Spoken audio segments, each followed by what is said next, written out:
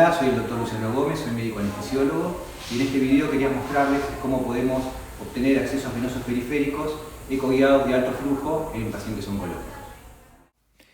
Pertenezco al servicio de anestesiología del Instituto de Oncología Ángel Roffo, que es uno de los hospitales universitarios de la Universidad de Buenos Aires.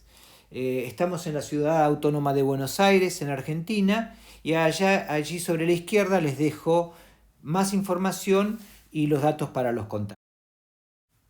En la cirugía oncológica de alta complejidad es frecuente el sangrado moderado a masivo.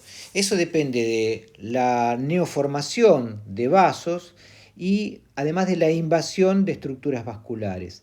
El contar con un acceso venoso de alto flujo, al permitir una reposición rápida del volumen, facilita el manejo quirúrgico y mejora la seguridad del procedimiento. Luego de puesta a punto la técnica, estudiamos la econotomía orientada a la colocación de accesos venosos en 30 voluntarios y posteriormente en 64 pacientes oncológicos adultos a los que les colocamos un acceso venoso ecoguiado. Arriba a la derecha les dejo el link, los que quieran ver el póster y el resumen de esta comunicación. Utilizamos las venas del brazo porque son de mayor calibre y son más constantes que las venas del antebrazo y de la mano, y trabajamos específicamente con la vena basílica, la cefálica, la axilar, que se va a formar de la unión de la vena basílica y la vena humeral. Esta tabla muestra los datos de 64 pacientes oncológicos adultos y que lo que podemos ver en la segunda hilera, que el diámetro es en cualquiera de las venas generalmente adecuado para la colocación de un catéter de teflón estándar de grueso calibre. El 14G tiene un calibre de 2 milímetros, quiere decir que la mayor parte de los vasos son mayores que ese calibre. Por el otro lado, vemos que la profundidad habitual de la vena basílica y su diámetro es generalmente adecuado para la mayor parte de los pacientes. En este caso, de 64, 50 o el 80% prácticamente se pudo colocar en la vena basílica, que es nuestra primera opción. Vemos que la vena basílica a nivel del codo reúne las mejores condiciones, que es tener la menor profundidad, tener constancia y un diámetro adecuado. A nivel que nosotros nos vamos hacia la axila, la basílica medio humeral, a pesar de que tiene mayor diámetro, también va ganando más profundidad y es más móvil. Y más móvil significa que al moverse los tejidos hay un mayor riesgo de que se salga de la vena y se extravase el contenido. Por el otro lado, en los pacientes oncológicos, la basílica es la que ha mostrado en algunos estudios tener menor índice de trombosis que la vena cefálica y la humeral.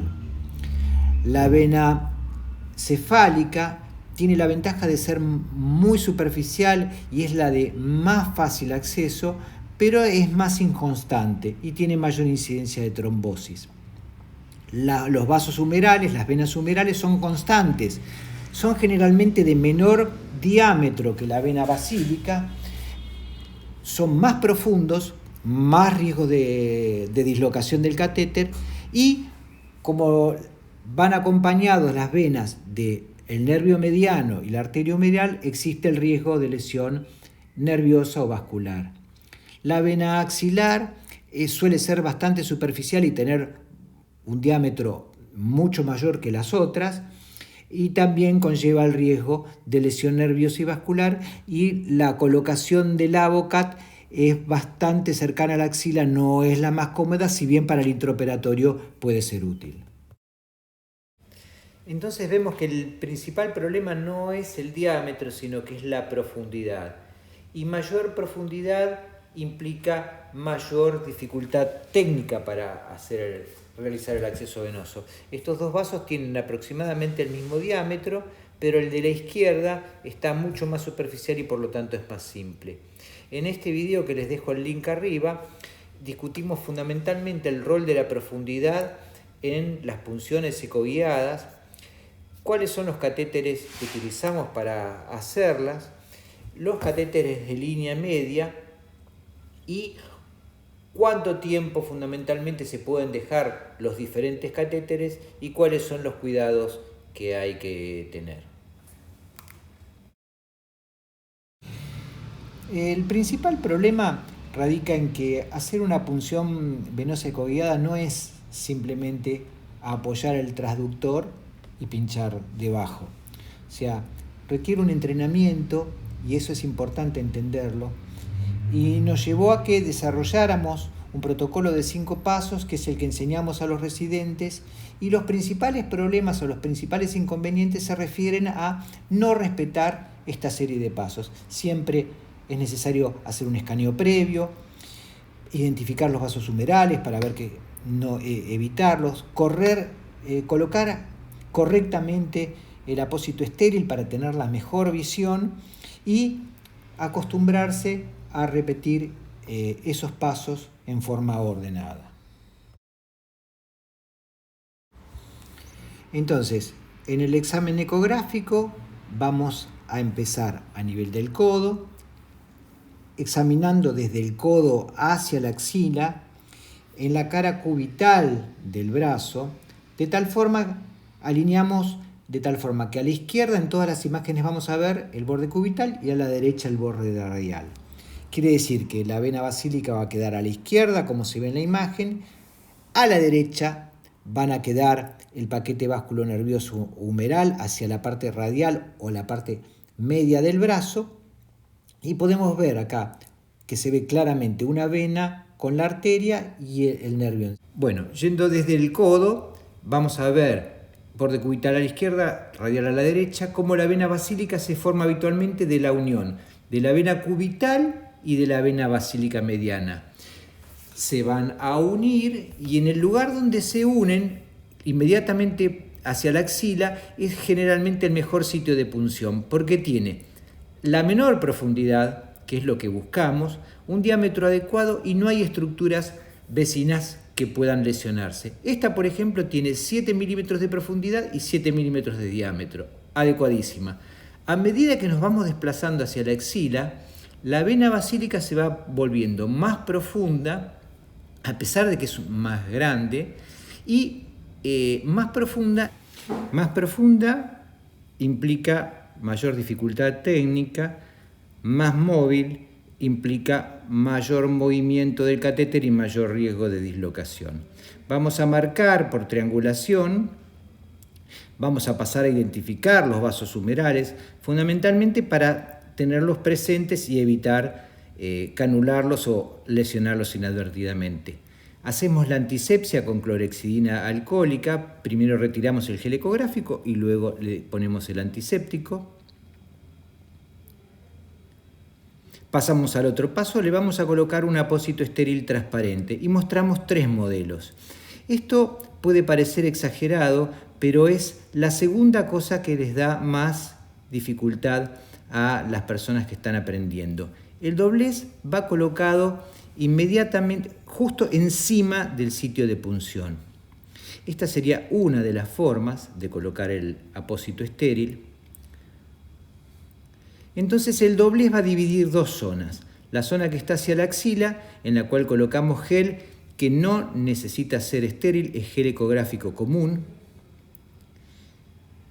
Y la región que queda más hacia la mano es la zona que queda estéril, donde vamos a realizar la punción. Acá vemos otro modelo. Esta forma de colocar el tegaderm o el apósito transparente es la que lleva menor pérdida de la imagen ecográfica. Cualquier cosa que le pongamos encima al transductor, ya sea un guante, tegaderm, apósito estéril, todo hace que se pierda un poco de imagen. Esta forma es la que menor calidad de imagen cedemos al evitar que se contamine el transductor durante la realización del procedimiento. Este último, el modelo 3, es el que es más favorable para realizar este tipo de procedimientos. Ahí vemos cómo la vena ya se ve perfectamente en el centro del campo. Realizamos la punción fuera de plano, para lo cual, si el paciente está consciente, hacemos la anestesia local con lidocaína al 1%. Los catéteres que usamos generalmente son 16 o más grandes. Este tiene 51 milímetros. Vemos la punta del catéter como un puntito hiperecogénico blanco ubicado encima del vaso. Luego empujamos la vena y vemos el tenting, cómo empujamos que está penetrando en la pared. Y ahí vemos cómo vamos entrando y ahí termina de estar dentro del vaso. En ese momento que estamos dentro del vaso, si nosotros miramos el catéter de afuera, cuando introduzcamos esa porción del catéter, lo que ahora está afuera va a ser intravascular. En la imagen, los dos puntos superpuestos son el bisel de la aguja. Un punto bien hiperecogénico es el cuerpo. Aquí les dejo un link para ver un video donde discutimos herramientas para ver con mayor detalle el cuerpo y la punta de la aguja. Nosotros lo que vamos haciendo es ir moviendo el transductor hacia la axila hasta que aparezca la punta. En ese momento avanzamos el catéter y va a aparecer el cuerpo. Volvemos a mover el transductor hacia la axila, volvemos a ver la punta, avanzamos hasta que vemos el cuerpo del catéter. De esa forma lo ubicamos en el centro del vaso y vamos recorriendo el vaso todo el tiempo que tengamos una visión ecográfica buena. En el momento que la visión ecográfica no es tan buena, terminamos de insertar el teflón sobre el trocar y procedemos a la curación. En este caso usamos un catéter 16. Nosotros seleccionamos el diámetro del catéter de acuerdo al procedimiento que vamos a realizar. Porque ya dijimos que podríamos haber colocado lo mismo un 14. En este video pueden ver las características y el examen de la vena previo a la función. Y ahora vamos a hablar de las ventajas que tienen los accesos ecoguiados. Lo más importante es que permiten ver. El ver nos da otra dimensión. Las características de la vena, por ejemplo, las estructuras vecinas. Ver el diámetro, ver la profundidad de la vena que vamos a punzar, ver las estructuras vecinas, en este caso el paquete humeral. La ventaja es que permite ver, podemos ver la ubicación correcta del catéter a la izquierda, a la derecha un catéter que apoya contra la pared, que está dentro de la vena pero que no va a dar un flujo adecuado. Ese catéter hay que reposicionarlo. Nos permite saber si esa vena está permeable. Por ejemplo, esta vena yugular que tiene trombosis no la pincharíamos. Pero una vez que tenemos una vena con una ecoanatomía adecuada, que tiene profundidad y diámetro óptimo, queremos saber a veces si esa vena está en buena continuidad con la aurícula derecha, porque pueden existir trombos, pueden existir compresiones por ganglios, tumores, o puede haber, como yo les decía, una trombosis que hace que esa vena no funcione. Entonces, si nosotros realizamos un Doppler pulsado, que lo vemos en el medio, lo que podemos observar es que si la vena está en buena continuidad con la aurícula derecha, va a tener oscilaciones con el ciclo cardíaco. Eso me indica que hay una buena continuidad entre la vena que estamos estudiando y la aurícula derecha, y que probablemente no hay trombos ni hay obstrucciones. Si nosotros hiciéramos lo mismo en una vena como la axilar, que está más cercana al tórax, sumaríamos lo que son las variaciones respiratorias. Pero estas venas que están más alejadas del tórax tienen variaciones con el ciclo cardíaco cada vez más atenuadas a medida que estamos más lejos, pero ya se van perdiendo las variaciones respiratorias. Estos exámenes no los hacemos en todos los pacientes, sino solamente en aquellos pacientes que consideramos que pueden tener algún inconveniente y que queremos saber que realmente ese acceso venoso nos va a ser para la utilidad que queremos darle. Un caso clásico donde es conveniente hacer estos estudios son los pacientes que tienen insuficiencia renal y que han tenido múltiples accesos vasculares y que tienen frecuentemente trombosis en muchos vasos. En nuestros pacientes oncológicos, la quimioterapia afecta primero las venas superficiales, por lo cual estas venas que accedemos en forma ecoguiada y son más profundas pueden continuar siendo permeables. Vamos a acceder a venas de mayor calibre y flujo que las superficiales, con lo cual todo esto hace que pase a ser una técnica útil en pacientes con accesos venosos dificultosos. Como no hay estructuras como la pleura y vasos o nervios cercanos, tienen menor morbilidad que los accesos venosos centrales.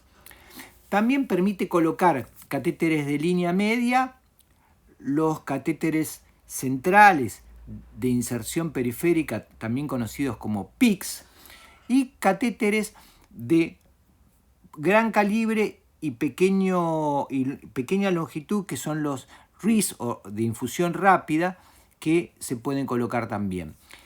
Permite la medición de la presión venosa periférica, que tiene características bastante similares y es homóloga a la presión venosa central. Y una cosa que es importante es que las habilidades que se adquieren con este procedimiento son útiles para hacer otras cosas, como colocación de accesos venosos centrales, las canalizaciones arteriales radial y cubital y los bloqueos anestésicos. Bueno, vamos ahora con las desventajas. Es una técnica que requiere equipamiento y la principal es que requiere aprendizaje, tiempo y esfuerzo. Con todo, considero que los accesos venosos ecoguiados son procedimientos rápidos, repetibles y efectivos, por lo cual la ecografía nos abre la puerta a un nuevo mundo de posibilidades que está en nosotros si las incorporamos a nuestro arsenal terapéutico.